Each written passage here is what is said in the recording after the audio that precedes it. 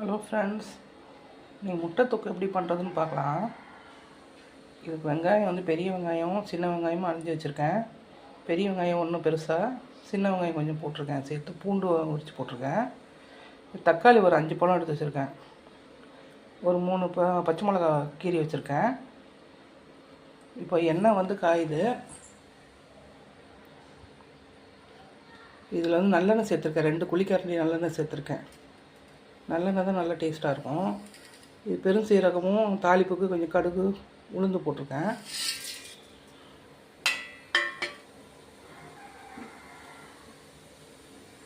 இது கொஞ்சம் பொரியட்டும்.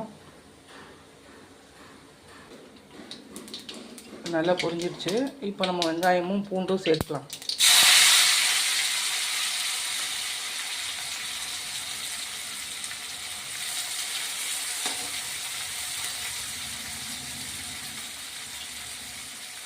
இது நல்லா கொஞ்சம் கலர் மாறட்டும்.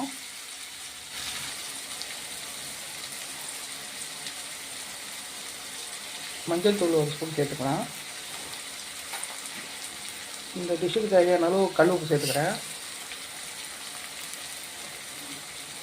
உப்பு இப்போ சேர்த்தா தான் நல்லா வதங்கிக்கும். இப்போ நல்லா வதக்கிடுச்சுங்க. இப்போ நம்ம தக்காளி சேர்த்துடலாம். தக்காளி கருவேப்பிலையும் நான் சேர்க்குறேன். இந்த தக்காளி நல்லா குழஞ்சி வரணும், அந்தளவு வதக்கணும். இந்த டிஷ்ஷு ரொம்ப ஈஸியாக செஞ்சிடலாம். சாதம் மட்டும் வச்சுட்டு உடனே ஒரு தக்காளி தொக்கு பண்ணலாம். அது அப்படியே முட்டையை உடச்சி வச்சுட்டு முட்டை தொக்கு. இந்த டிஷ்ஷு எல்லாத்துக்கும் சப்பாத்திக்கு, தோசைக்கு, சாதத்துக்கு எல்லாத்துக்குமே நல்லாயிருக்கும்.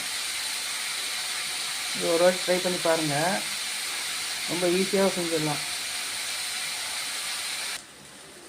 இப்போ நல்லா வதங்கிடுச்சுங்க.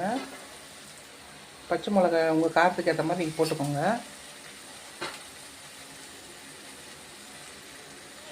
இது தனி மிளகாத்தூள் தான் இப்போ போடுறேன். அதுவும் உங்கள் காரத்துக்கு ஏற்ற மாதிரி போட்டுக்கோங்க. நான் வந்து ஒரு 1.5 ஸ்பூன் போடுறேங்க, பெரிய ஸ்பூனில். இது இப்படி எண்ணெயிலே நல்லா வதக்கி விட்டுக்கணும். நம்ம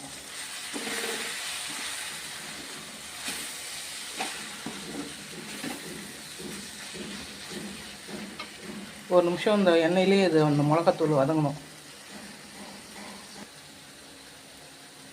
இப்போ நல்லா வதங்கிடுச்சுங்க. கொஞ்சம் தண்ணி சேர்த்துக்கலாம். ஒரு 1/2 கிளாஸ் தண்ணி சேர்த்துக்கோங்க. ரொம்ப திக்காக வச்சு நம்ம ட்ராவல் டைமில் கூட இது மாதிரி நம்ம செஞ்சு எடுத்துகிட்டு போகலாம். சப்பாத்திக்குள்ளேயே கூட வச்சு அப்படியே நம்ம ட்ராவல் டைமில் கட்டிட்டு போகலாம்.